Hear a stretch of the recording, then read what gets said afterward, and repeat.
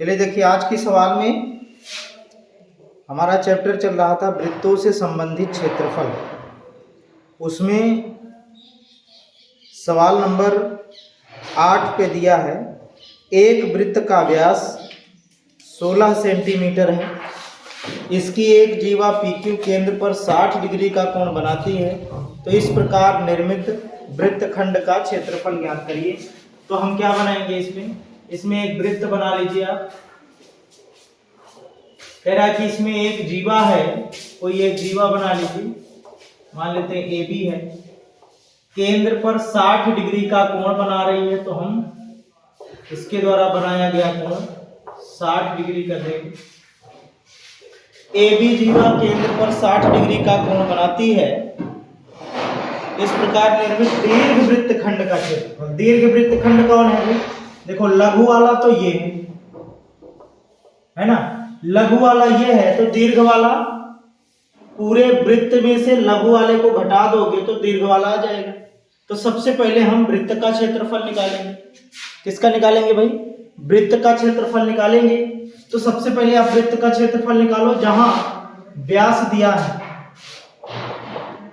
वृत्त का व्यास, वृत्त का व्यास कितना है? 16 सेंटीमीटर। तो त्रिज्या कितनी हो जाएगी? त्रिज्या आपकी हो जाएगी 8 सेंटीमीटर। ठीक है, व्यास आपका 16 सेंटीमीटर, त्रिज्या 8 सेंटीमीटर। अब यहां आपको क्या निकालना है? लघु वृत्तखंड का क्षेत्रफल। उससे पहले आप वृत्त का क्षेत्रफल निकालना। तब वृत्त का क्षेत्रफल बराबर हो जाएगा पाई आर स्क्वायर। पाई के स्थान पे आपको 22/7 ही रखना है, क्योंकि इसमें कुछ दिया नहीं है। अगर कटता है तो, नहीं तो पाई के पदों में चलने दीजिए। तो इसका क्षेत्रफल हो जाएगा, आर कितना आया है? 8, 8 × 64 पाई हो जाएगा। कितना हो जाएगा भाई? 64 पाई सेमी स्क्वायर। ये पूरे वृत्त का क्षेत्रफल आ गया, पूरे वृत्त का। अब हमें इसका क्षेत्रफल निकाल करके इसमें घटा देना है, तो दीर्घ वृत्तखंड का आ जाएगा। बस यही हमने आपको बताया था। तो यहां पे उसके बाद निकालेंगे लघु वृत्तखंड का क्षेत्रफल। लघु वृत्तखंड का क्षेत्रफल, लघु वृत्तखंड का क्षेत्रफल जब निकालेंगे तो उसके लिए हमने आपको बताया था पाई आर स्क्वायर θ/360। ये होता है pi r square θ/360 minus 1/2 r square sine theta. ये फार्मूला हमने किसका बताया था? लघु वृत्तखंड का क्षेत्रफल का। कैसे हमने निकाला था? हमने निकाला था त्रिज्यखंड के क्षेत्रफल में से इस त्रिभुज के क्षेत्रफल को घटा दो। ये आगे वाला क्या है? आगे वाला त्रिज्यखंड का क्षेत्रफल है, और उसमें से हमने ये जो त्रिभुज बन रहा है इसका क्षेत्रफल घटाया है, तो अपना ये छायांकित भाग का क्षेत्रफल हम निकाल दें। लघु वृत्तखंड यही तो है। अब इस पर आप मान रख दीजिए। जब मान रखेंगे तो ये बन जाएगा पाई आर स्क्वायर। क्या है? देखो, पाई आर स्क्वायर हम निकाल चुके हैं, 64 पाई सीधा सीधा रख दो, तो ये हो जाएगा 64 पाई थीटा के स्थान पे 60/360 माइनस 1/2 आर स्क्वायर कितना बन जाएगा? 8 × 64 बन जाएगा। साइन 60 का मान कितना होता है? √3/2 हो जाएगा। ठीक है, तो कुल मिला के हमने मान रख दिया। अब इसको देखो, काटो तो 60 का 6 बार में ये खत्म हो जाएगा, है ना, और 2 से ये कटेगा तो यहाँ 3 आ जाएगा, यहाँ कितना आ जाएगा? 32 आ जाएगा। यहाँ आ गया 32 पाई/3। और इधर देख लो, 2 दूनाई 4 से ये कट जाएगा 16 √3 आ गया। ये इधर कितना आ गया? 32 पाई/3 और 16 √3। तो आगे हम इसको अगर हल करें तो क्या बनने वाला है? देखो जरा, तो ये बन जाएगा भैया क्षेत्रफल बराबर 32 पाई/3, 32 पाई/3 और माइनस माइनस कितना आया है 16√3, 16√3। ठीक है, अब यहाँ पे आप इसको हल कर लीजिए थोड़ा सा, तो ये हो जाएगा 16 3 48, ये हो जाएगा 32 पाई माइनस 48√3 और कुल के बटे में 3। ये किसका क्षेत्रफल आ गया, ये आ गया लघु वृत्तखंड का क्षेत्रफल। तो यहां आपको निकालना है दीर्घ वृत्तखंड का क्षेत्रफल। दीर्घ वृत्तखंड का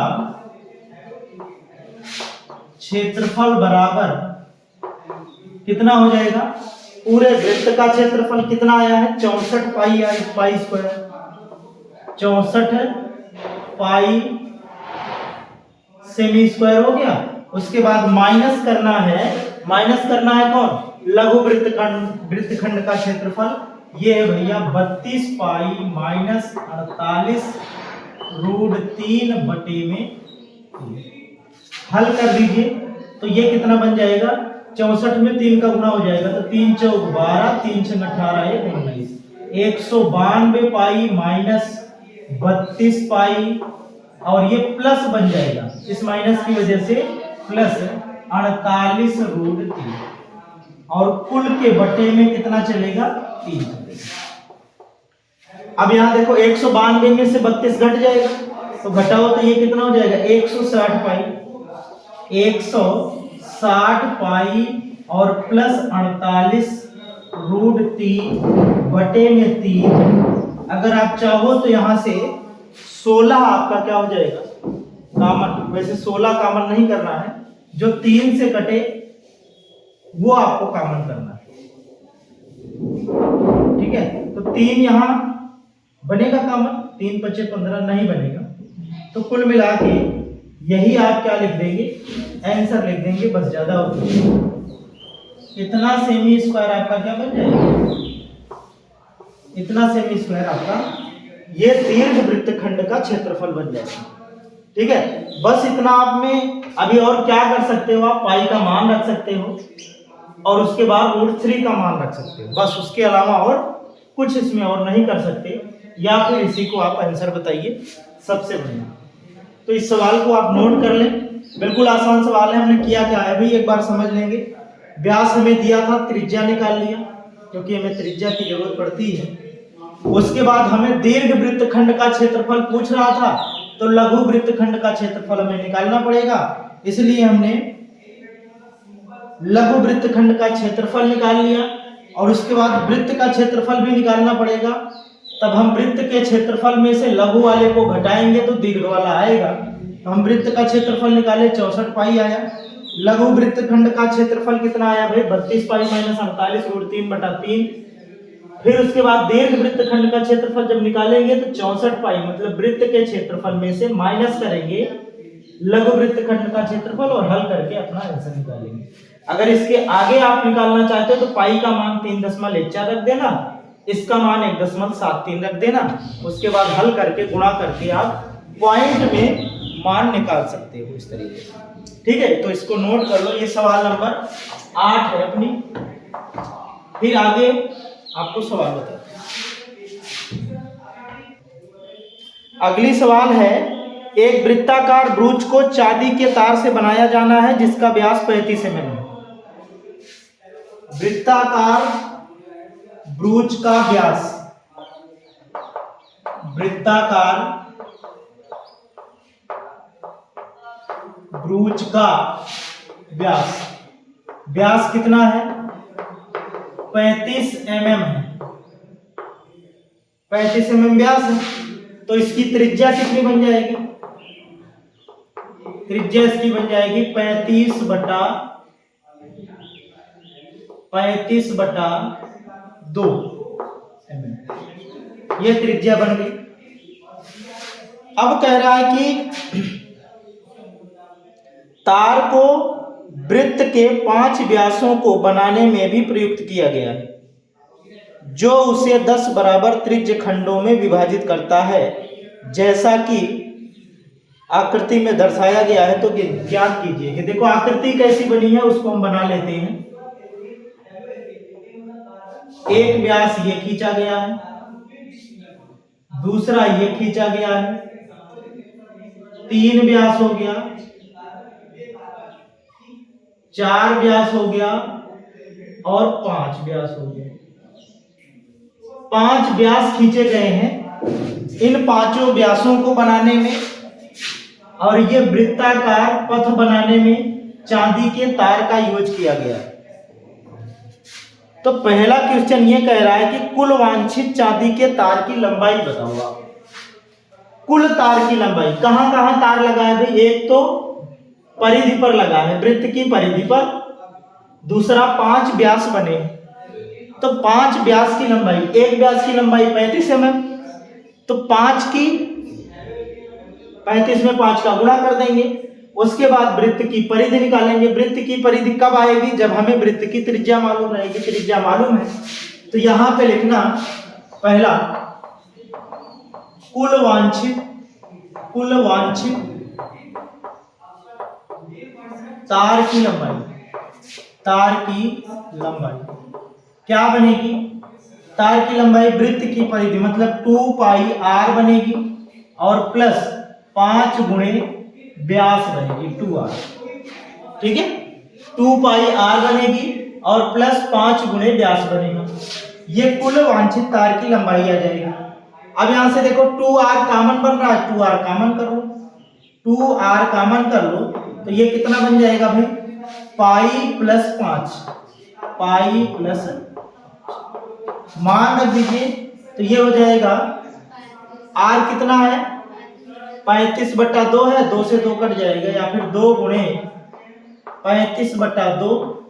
पाई का मान आप 22/7 रख के ही चलोगे और प्लस में 5,